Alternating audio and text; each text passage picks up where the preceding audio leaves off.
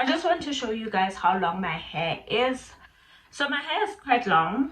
I first dyed my hair, colored my hair last year in April. So I've had dyed hair, colored hair for longer than 12 months.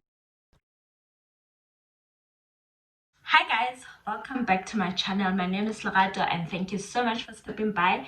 If you are new here, welcome. I hope you enjoy the video and you become part of the family. And if you are a returning subscriber, thank you so much for coming back. I was actually about to wash my hair. I was busy with this Bentonite Clay Mask. I already have it mixed out. I did not plan to do this video, but while I sat down and I was about to apply it, I realized one of my subscribers asked me to give them tips, to give her tips on how to grow long, healthy hair. I can actually apply my mask while I'm giving you guys these tips if you are also interested, if you want to grow your hair. If you are into that kind of thing, if you are interested in hair masks and learning more about bentonite clay and its benefits, you can also get that information here. I just want to show you guys how long my hair is. So my hair is quite long, as you can see. I first dyed my hair, colored my hair last year in April. So I've had dyed hair, colored hair for longer than 12 months, and I've retained length as well in those 12 months. So I have like really quick tips, like the main tips for you to grow your hair. Okay, so the first tip, right, you want to develop a natural hair routine. The routine is just going to help you be accountable to your hair. So if you say you're going to wash your hair every Friday or every 10 days, you know that you have to wash your hair every 10 days. You know what you do weekly to your hair. You know what you do to it daily. You know how often you clarify, how often you use a shampoo, how often you will use protein treatments, stuff like that. So a routine is just going to help you be accountable to your hair. You actually need that because with natural hair, the products and the routine, my method, will not necessarily work for you. So you need to determine your own. But the only way you can do that is by actually starting somewhere and consistently doing something for you to be like, okay, this is not working for me. This is not the same for me. What can I try next?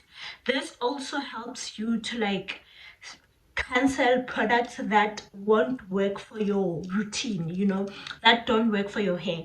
And you need to work this in your scalp. One of the benefits of bentonite clay is that it reduces the appearance of dandruff. And my hair is dirty. I feel the build up, like the product build up on my scalp. Hey, so I really need this.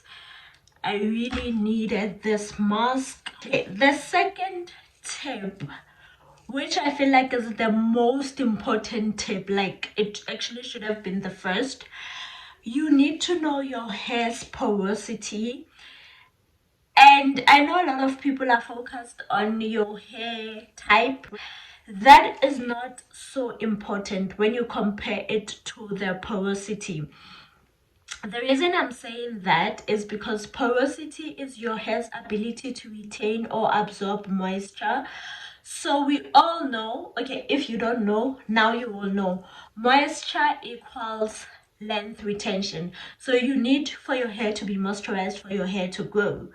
And for your hair to be moisturized, you need to know how to get the moisture in. There are three types of porosity. We have low, we have high, and then we have middle porosity. I don't know how many tests there are to determine porosity. I've seen a couple of questionnaires where you just answer questions and then they will determine your porosity for you based on the answers you give there, which I think is like a great method because that's how you treat your hair.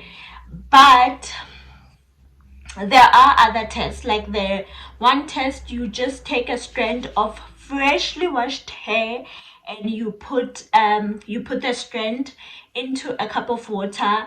Okay, so after you put the strand in, the hair will either sink immediately, or it will float, or it will sink slowly. So if the hair strand sinks immediately, you have high porosity hair.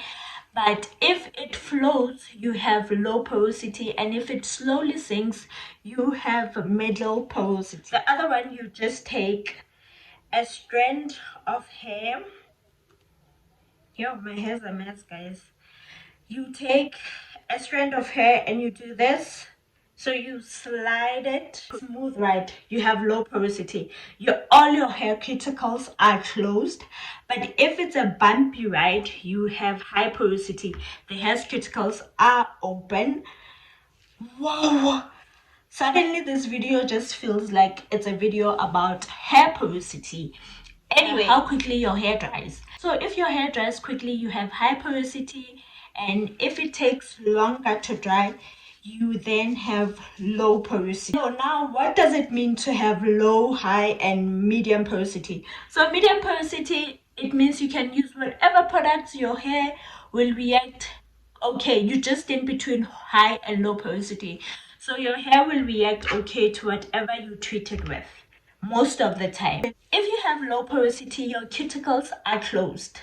So if your cuticles are closed, it's hard to get in moisture into your hair. So whether you're applying deep conditioner or moisturizer, anything just sits on top of your hair. It can't go in. Once you get it in, like once you get your deep conditioner, your moisturizer in, it will stay in your hair because it's so hard to get it in, right? If you have high porosity, your cuticles are open, so you can easily get in product, but that unfortunately means your product will just be lost as quickly as you were able to get it into your hair. Also, based on the porosity of your hair, your products that you use will be different. People with low porosity cannot use replacement shampoos because they have a lot of buildup. They need to clarify their hair. So just go and find out your hair's porosity. Like, you really need to know your hair's porosity. It's that important. Number 3, wow, I went on and on about porosity, but anyway, so the third tip is to avoid protective styling. Just not protective styling in a way. Let me rephrase that. Avoid manipulating your hair a lot. I know some people have this thing that if you have natural hair, you will slip in twists and then undo them every morning, and you don't have to. Like, you don't owe the world a perfect afro the next day. So you don't have to twist your hair up just to have a stretched afro the next day. You don't owe people that. It's a lot of work, and it's most likely delaying your hair growth. So if you are one of those people who are doing it to have good looking hair the next day, please don't do it. Please don't do it. Your hair, you are manipulating it a lot. I know that people who still comb their afros even now. Don't do it. Don't comb your afro unless it's wash day. Other than that, don't do it. Your hair does not deserve that kind of trauma. So the kind of styles you want are styles that will afford you to moisturize and wash your hair. So you don't need to be twisting your hair every day or every other day. Just avoid manipulating your hair a lot. Avoid tight hairstyles. Just avoid such things. They're bad for your growth. Tip number 4. I cannot stress how important cutting off your split ends is. I know some people feel like, yo, my inches. Just leave the inches. Just cut your hair as often as you need to. There isn't a manual on how often you can cut your split ends. Look out for them at least every 6 weeks. I know there's this thing like you need to cut your hair every 3 months. That does not work. My hair and your hair are not different, and as your hair grows longer, you will need to cut it more often than a person with shorter hair. So cut the split ends. They are just delaying you. They are actually making your hair dry. They're actually causing friction in your hair. They're causing tangles because this hair here, it's the oldest, it's dead. So just cut it off. Do yourself a favor and cut it off as often as you possibly can, and listen to your hair. I have a video on how to cut it. I'm going to link it up right here. Right here will be the video, so I will link it up and then you can watch it at your own liberty. It's a bit old, but don't judge me. The last tip, the most important one, you need to invest in a satin pillowcase, a satin duke. I would recommend the pillowcase because your skin is also benefiting from the pillowcase, when unlike when it's just a duke or a bonnet. So really invest in that. You will be avoiding tangles, because if you sleep on a cotton or whatever material that the pillowcases are made of, your hair is more likely to tangle and break. So just avoid that. And together with this is the t-shirt to dry, a t-shirt or a microfiber towel to dry your hair when you wash it. I'm just mentioning it here because I would like to think everybody knows this, but I know there's somebody who just went natural yesterday, so they don't have enough information like me, who has been natural all my life. So I'm just leaving these tips for you. The video was requested by Lebogang, as I said. Shout out to you, girl. Thank you. You gave me content, by the way. If you have a video request or something you'd like me to talk about, just hit me up in the comment section or on Instagram, and I'm your girl. I'll make it happen. So those are like my five tips to grow long, healthy hair. You obviously need to do these things, but you still need a routine and all of those delicious things. But if you don't have a routine, or you're wondering what your hair's porosity and the products that you can use for today, just hit me up and I will take you through the whole process, because I can't be glowing alone. I can't be out here with long healthy hair alone.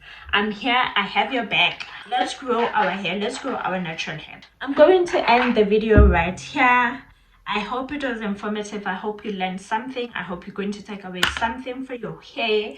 And yeah, let's grow our natural hair together. I hope you guys enjoyed the video, and if you did, give it a massive thumbs up. And don't forget to like, comment, and share it with your friends and family.